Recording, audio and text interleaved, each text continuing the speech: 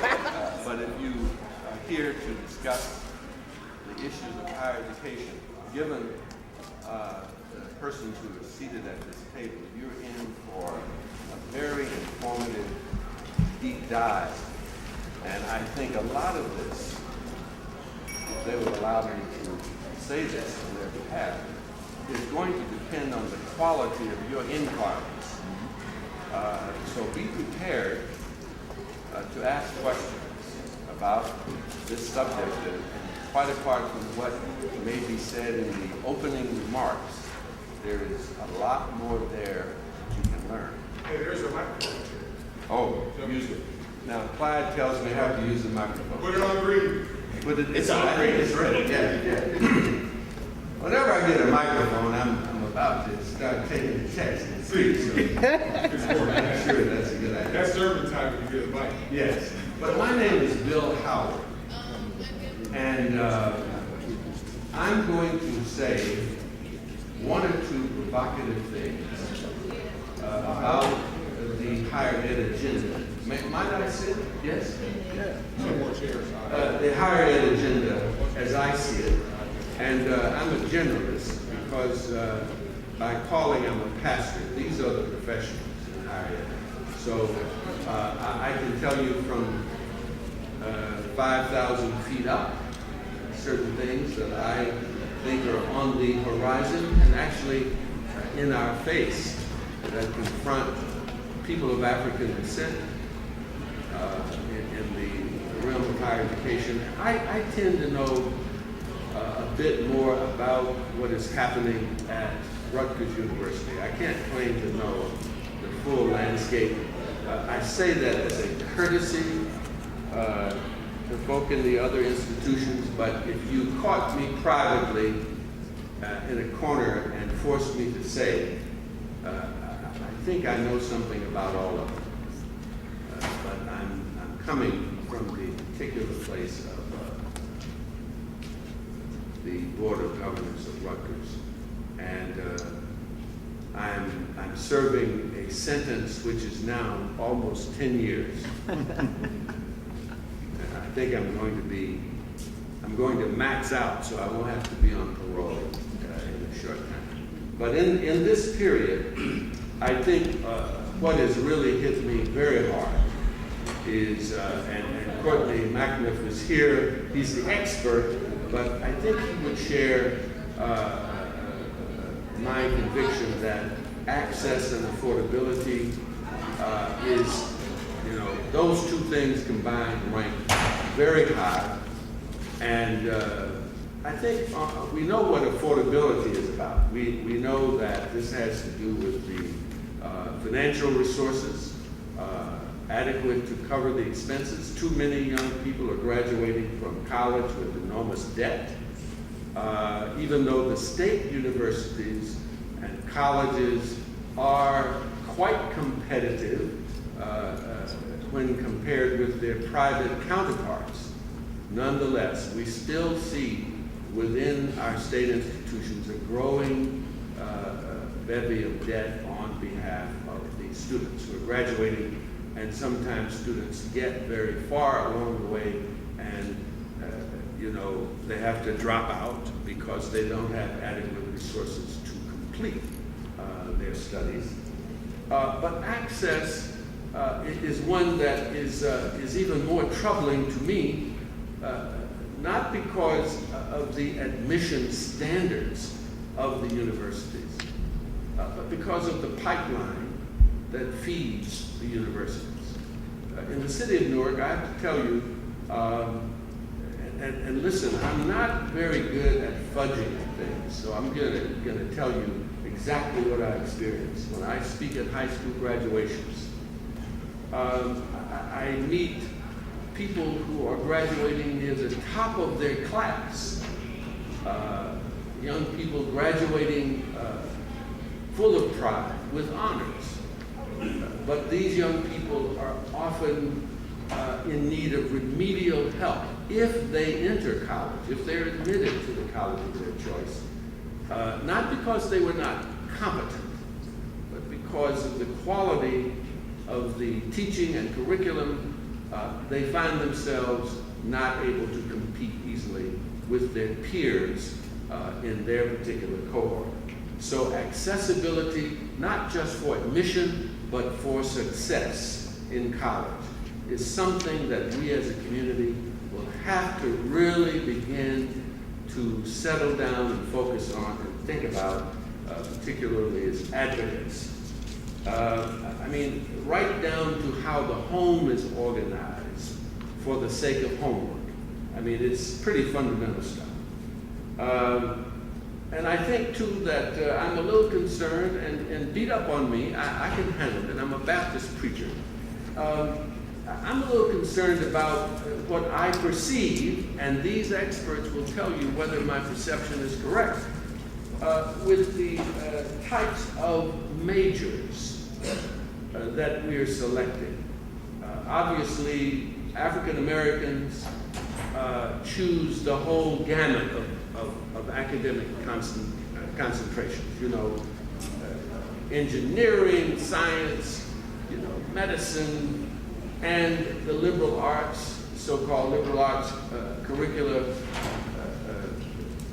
majors and so on. Fine, I'm for following your dream, following your aptitude, but the truth of the matter is the enormous opportunities for work, for professional development and so on are in the so-called chin careers. And while I want students to study history, study philosophy, study languages, and I'm big on all of that stuff. International affairs, I need to see more of us thinking about science, technology, engineering. I'm not saying that there aren't, obviously some, but we need to be on fire with respect to those areas of work and those areas of study. Let me just say, too, that in the case of Rutgers, I can't say much about the other institutions in this regard, but I can tell you on the question of public engagement, the only way to describe this is anemic or disgusting. The quality of public weighing in on the issues of higher ed at Rutgers is pathetic. And I think to some extent this is related to the structure that is provided by the university for this kind of public engagement. But on the other hand, I'm not entirely sure that if the forums that would make more qualitative input possible would be met by a group of folk coming in to take full advantage of this. For example, public comment at a Rutgers board meeting is made on those issues that are to be decided by the Board of Governors. I mean, it could be anything from abolishing EOF to raising tuition. I mean, any kind of issue you can think of. And you have an opportunity to speak 3 minutes.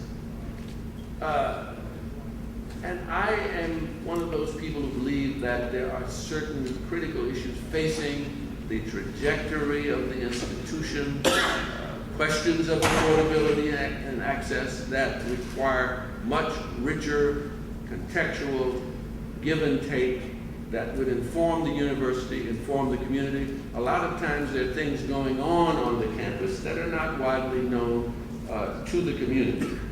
So I would say the issue of public input is a matter of weakness.